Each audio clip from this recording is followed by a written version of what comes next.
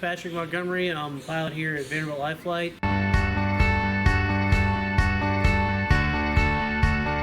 I've been working here for about 3.5 years.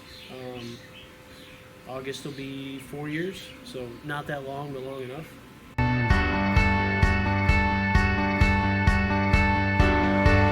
Type of training that I had to qualify for this job, I was in the Army for 20 years, so that's where I went to flight school, and once I retired from there, I started here. So it's kind of a similar thing, but the flying I was doing in the Army was a little different than what I do here, but it's easy to adapt.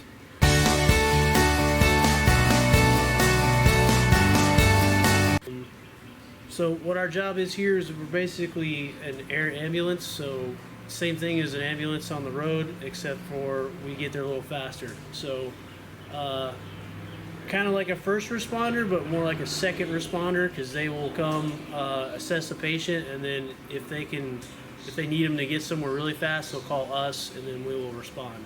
Also, we will pick up people from different hospitals and transfer them to other facilities. So it's either responding to a scene like an accident or something like that, or a hospital has a patient that needs to go to a different hospital for whatever reason.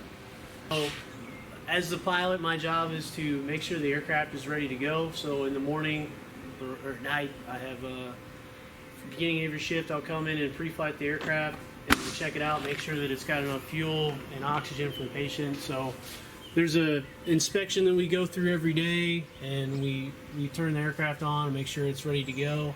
It also includes the back, which is where the patient goes over here. We have 2 med crew, so I will pre-flight this and make sure everything's in there, and they do their part as well.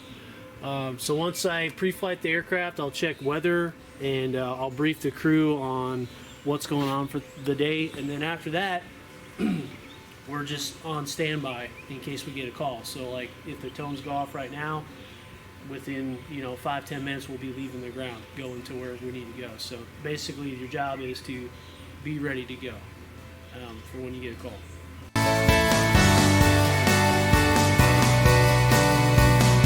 What I like most about my job is I like the flying part, but also it has a purpose. So I feel like we're giving back to the local community, and then when you pick somebody up and you take them where they need to go, and you get a little information afterwards that you made a difference and you were there for them, you're able to help them out on a bad day.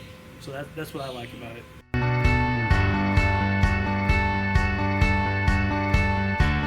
Hardest part about this job is just not getting complacent. It's easy to sit back and relax, and you just have to be kind of ready to go. You have to always be checking weather every hour or so and stay on top of it for when you do get a call. Also, you need to be tracking what's going on in your area, as far as sometimes the airports have things that are broken or down. You need to be on top of that as well, so that you don't just go flying in there to find out that they don't have any fuel for you because you didn't read anything. So you have to stay on top of that stuff. So that's the hardest part, is just not getting complacent. The most important thing, honestly, is just you have to do the right thing when nobody's watching, because nobody's watching you. But if you miss something, it could be bad. So nobody's watching me do a pre-flight. Nobody's making sure that nobody's checking up after me, make sure I'm making good weather decisions. Really, it's up to you as a professional. So that's the hardest part.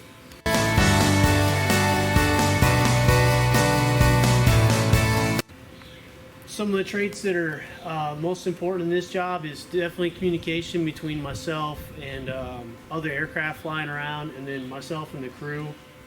Sometimes it depends on who we're transporting. For them medically, maybe they need me to fly a lower altitude because the pressure changes, so we'll communicate that.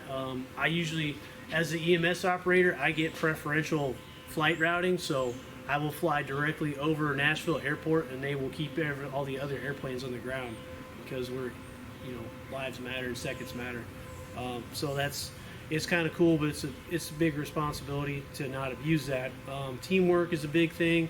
Also time management, because there are FAA rules. I can only fly for so long, and my duty day is only so long. So you have to figure out how long it's going to take you to get certain places, and then the winds if you have a headwind, that can change your time there and how long it's going to take you to drop the patient off, get gas, this, that, and the other. So time management's a big thing.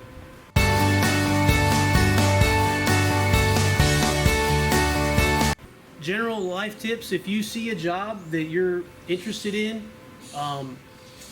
I call it backwards planning. So let's say you wanted to do this job. What does it take to do this job? Well, you can actually go to the company website and see, okay, I have to have these ratings, FA ratings, this many hours. Okay, how do I get to that? Okay, I'm going to need to go to school, or I'm going to need to go get this license, and then I have to get this much experience to qualify. So you just backwards plan.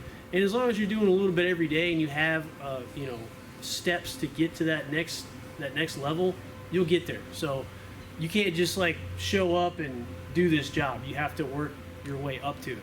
And then once you have the job, you do get evaluated. I get evaluated twice a year, and so every day when I come in, I'll do a little bit of reading or studying and just brush up on things. So it's just staying on top of things. That's the biggest thing, is backwards planning.